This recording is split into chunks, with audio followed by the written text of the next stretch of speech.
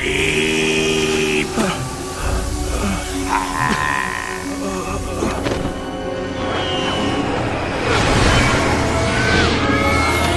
I always thought it was kind of funny that the Green Goblin says sleep when he gasses Spider-Man. It's almost like he's explaining to the audience that Spider-Man's not actually dead. And that he's just passed out. So he goes, sleep. I just think it's kind of hilarious. And then a minute later, he's having a conversation with Spider-Man, except nobody's actually talking. In other words, like, their lips aren't moving, but you hear words. You're an amazing creature, Spider-Man. You and I are not so different. I'm not like you. You're a murderer. Well, to each his own. It's basically the Darth Vader scene, you know? Green Goblin's trying to get Spider-Man to join him. Even though I don't know what his goal is. I mean, everybody he hates is dead at this point. He doesn't really have a goal in this movie.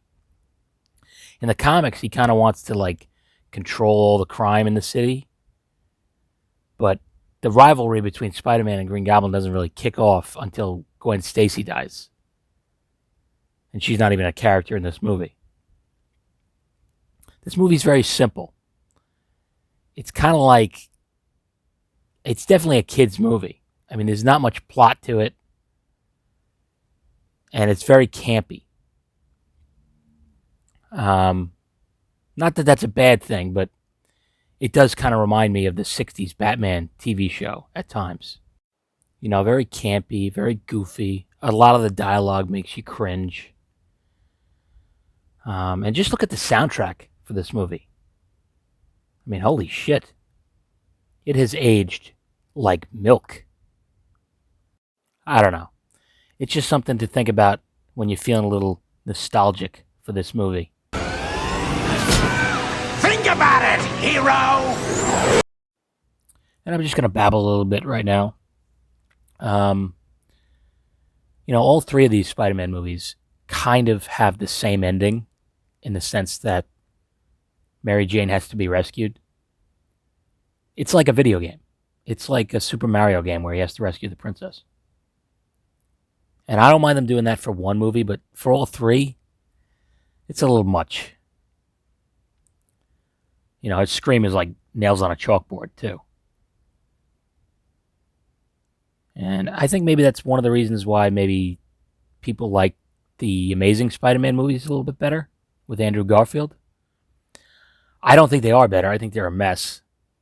And I don't like them as much as the Raimi movies. But they at least don't have that early 2000s cringe, which is just all over the first three Spider-Man movies. They have a early 2010s cringe, which I guess is a different kind of cringe, but maybe it's more palatable to some people. I don't know.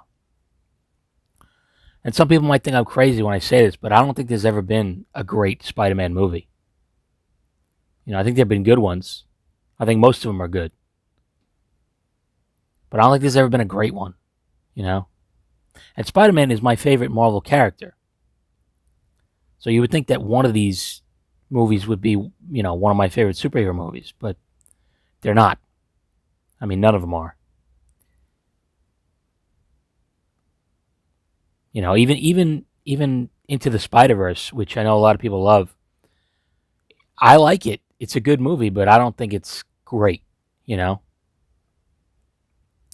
Maybe someday. Maybe we'll see a really great one. Well, I'll see a really great one, and I could stop bitching about these movies. But, you know, at least I'm a little more even-tempered about it than some people. He stinks, and I don't like him.